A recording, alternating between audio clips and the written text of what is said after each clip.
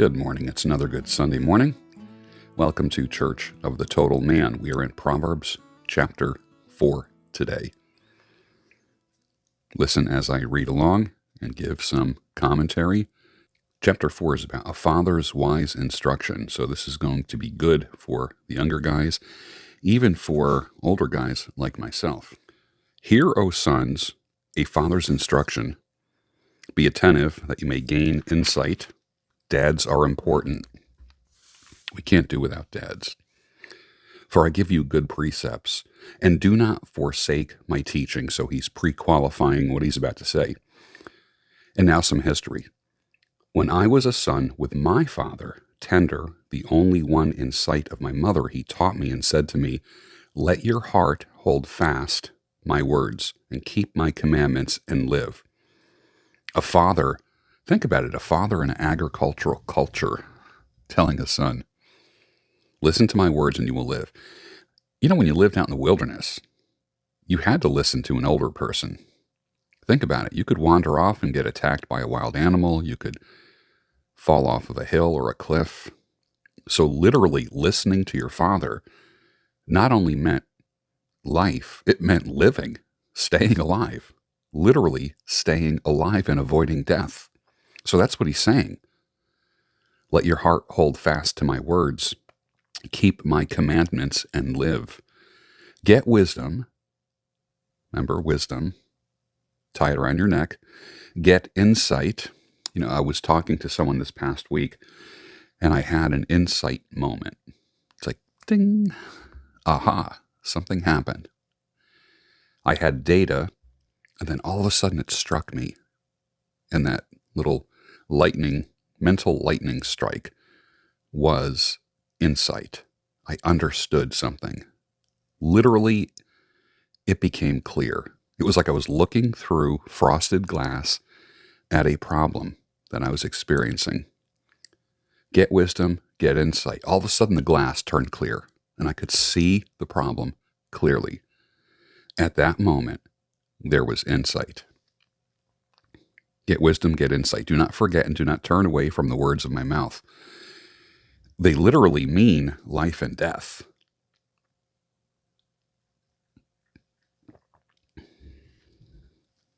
Do not forsake her.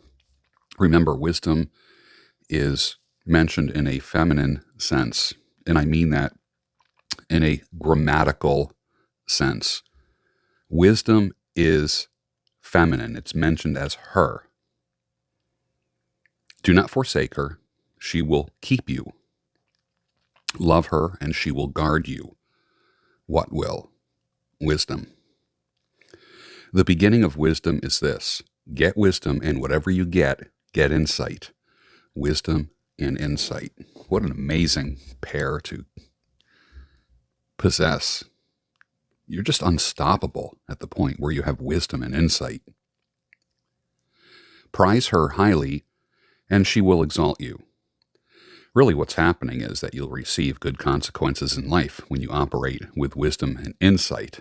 It's not like this separate entity following you around and just, sprinkling good things on you. It's the consequences of making great decisions. Wisdom is. Prize her highly, and she will exalt you. She will honor you if you embrace her. She will place on your head a graceful garland, which is kind of something that you get when you win a race. Think about it. A garland is leaves and small branches put together like in a crown that are put on the head of winners of races. So when you live your life through wisdom and insight, you end up getting a crown, a garland. It's beautiful. She will bestow on you a beautiful crown. Just what I said. Hear, my son, and accept my words, that the years of your life may be many. Well, as a longevity freak, I have been eliminating things from my life that will take years off my life, or that could take years off my life. And I'm adding things to my life that will literally make me live longer. For instance, I want to be married. How's that going to happen? I would love to maybe have more children. How's that going to happen? It's going to happen by embracing wisdom and insight. That the years of your life may be many. So I'm looking for a matriarch, a partner, as I am a patriarch, to continue my family, that the years of my life may be many. When I was in church a few weeks ago at Divine Liturgy on Father's Day, there was blessing of the fathers, and then the chanting that the choir and the rest of the congregation did was, "May your years be many." I like that. I want to hear that every week. That would be nice. "I have taught you the way of wisdom. I have led you in the paths of uprightness." This is the Father talking to the Son. "When you walk, your step will not be hampered. If you run, you will not stumble." So he taught him how to even walk, how to even run without tripping. Think about that. A father is so important. Let's just back up a little bit. Not only did he teach him how to walk and to run, he taught him how to walk and run without stumbling, without tripping. He taught him how to get from A to B without tripping. Wouldn't you like to do that? Wouldn't I have loved to do that, to spend my life instead, going from A to B? I went like this from A, around, through, back, and then I finally got to B. Wasted time and wasted years because I did not listen to wisdom and insight. Keep hold of instruction and do not let it go. I am classic. I am absolute classic for opening up a box and not looking at the instructions. I can't tell you how many times, even like the microphone and the microphone stand that I'm using right now, came with instructions. And I started putting things together right away. Immediately started having problems with it and was wondering why it wasn't configuring properly. The issue is, I'm not taking hold of instruction. I'm not looking for the instructions. The last thing I do is look at how to do it. This is saying, keep hold of instruction. Do not let go. Guard her, for she is your life. What is your life? Instructions. There is a way to live. There is a way to proceed. Do not enter the path of the wicked. Do not walk in the way of evil. Okay, I understand that. Avoid it. Do not go on it. Turn away from it and pass on. For they cannot sleep unless they have done wrong. They are robbed of sleep unless they have made someone stumble. It's telling me there are people here whose life's mission, like they wake up and they think, who can I make stumble today? Who can I jam up? Avoid these people. You only have to hang around. Like if you have a new friend, a new person, a new acquaintance that you meet, and it just seems like everything about them just ends up being trouble, ends up being debt, desperate, urgency, everything's drama. Avoid them, turn away from them, for they eat the bread of wickedness and drink the wine of violence. There was a point, and there still is, where I'm thinking of becoming a chaplain. And a chaplain of what? A chaplain of a 1%er biker group. That's what I'm thinking. I have for years cut their hair, cut their beards, and have become a trusted person. There are many that wake up and eat the bread of wickedness and do some pretty bad things.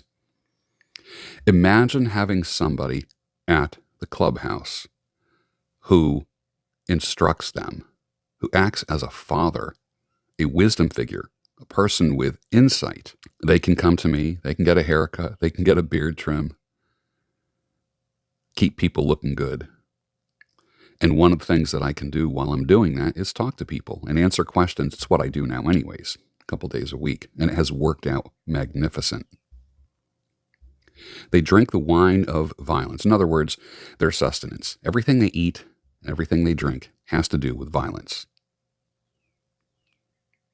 But the path of the righteous is like the light of dawn, which shines brighter and brighter until the full day. I like that. The path of the righteous is like the light of dawn. It shines brighter and brighter until the full day. Once you get started, you might not be real bright. You might not be shining your light out there very brightly for others to see.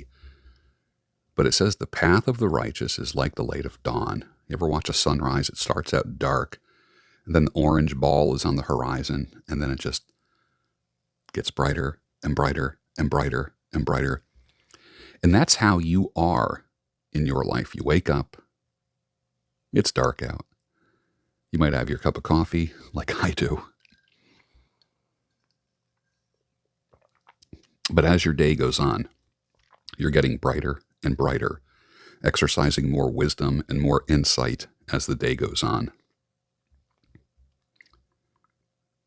The way of the wicked is like deep darkness. They do not know over what they stumble. Well, that's because they're awake in the dark. They should be sleeping. There's a difference between operating at night and operating during daylight. I operate during daylight. I know where to place my feet. I'm not going to stumble. I know exactly where I'm going. Wisdom is getting me. We're going back to this now. Wisdom is what gets me from A to B. My son, be attentive to my words and incline your ear to my sayings. Be attentive. I don't know, I was probably in second grade, and I got a report card, and I didn't do really well. And the teacher wrote that I am inattentive in class. And I remember bringing that report card home to my mother, and I said, Mom, what does inattentive mean? And she fired back at me right away and says, it means you don't pay attention. Here I was, 7, 8 years old, and I'm unable to pay attention in class. My son, be attentive. In other words, pay attention here. So, are you diagnosed with attention deficit disorder of some type? Fidgetiness. Operating by God's principles helps you kind of calm down. It's encouraging us to pay attention, focus on what is being said. Let them not escape from your sight. Keep them within your heart. That is the words. My son, be attentive to my words. Keep them in your heart. For the words, the wisdom, the insight that you got from your father, they are life to those who find them and healing to all their flesh. Imagine that. Wisdom means life.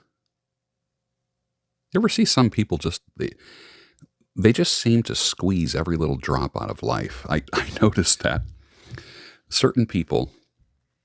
I know certain people who use a sponge at the kitchen sink.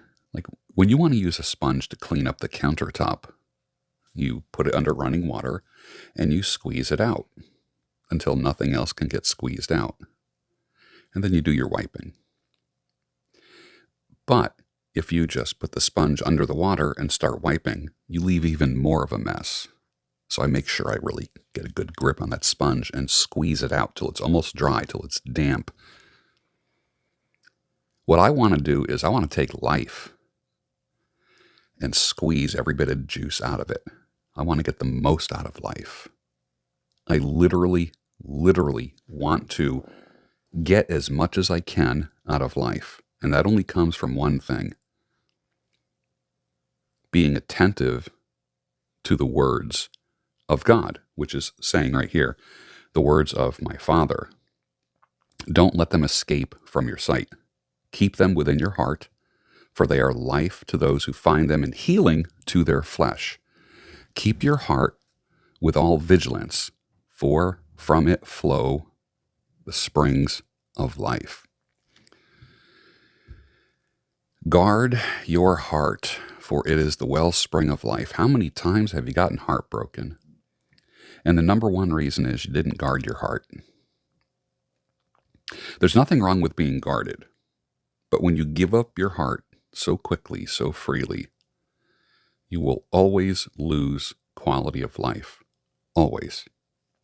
Be vigilant with what's here, for from it flow springs of life, creative ideas, a long day of work, being able to love people that are unlovable. Let's say you've been working all day at work and listening to people and telling people what to do and listening to problems all day at work. And then by the time you get home, there's nothing left to give to the wife, the children, a girlfriend, family. There's nothing left to give because you open up your heart too much. We need to be as loving with our families and wives and children at the end of the day as much as we are at the beginning of the day. So guard the heart, for from it flow springs of life. And we bring that life. We model life for our loved ones. Imagine walking the door, not dragging your butt in at the end of a long workday, but walking in with a spring in your step. No complaining. And the words that come out of your mouth are not, how come you didn't chop the wood? Why is the house dirty? I thought the living room was going to get vacuumed. What's that pile of boxes over there? Instead, what comes out of your mouth is life, springs of life. Put away from you crooked speech and put devious talk from you. Guilty. I'm not reasoning it away. It just says, don't do it. I get that. I've spent years using foul language for effect purposes or my excuses. I'm just keeping it real. Put away from you crooked speech and put devious talk from you. Well, that's pretty plain. There's not like really a lot of commentary there. It just means what it says. There's no hidden meaning here. That's one of the things I love about Proverbs. It just tells the truth. There's no 10 ways to interpret things. There's not a lot of ways that you can interpret put away crooked speech and put devious talk from you. Just don't do it. Okay, Lord, that's a message to me right now. So I'm going to be more careful of that. Let your eyes look directly forward and your gaze be straight before you. That would seem to make sense, right? The notes say that wisdom enables one to keep life's path without swerving into the mire. I get it. I took a walk yesterday in the woods, a couple miles, a place where I go trail running, and there have been some heavy rains. And there are some really mucky, muddy areas that have absorbed a lot of water. And there is a kind of beaten down path. If you stay on the path, your sneakers will remain clean. If you go off that path a little bit, you can sink into the mud, literally past your ankles, the mire. Wisdom enables one to keep life's path without swerving into the mire. How many here have been in mire and stuck for months, maybe even years? And you bear the scars emotionally, mentally, spiritually of going off path into the mire. I do this thing where I raise my hand. You've seen me do that. That means I'm guilty of it as well. Let your eyes look directly forward and your gaze be straight before you. Ponder the path of your feet. Wow. We kind of walk automatically, don't we? We don't consciously think left foot, right foot, left foot, right foot. It's part of our autonomic nervous system. I don't tell my heart beat, beat, beat, beat. I don't tell my lungs, breathe in, breathe out, breathe in, breathe out. Unless it's that Bush song. Some of you know what I'm talking about.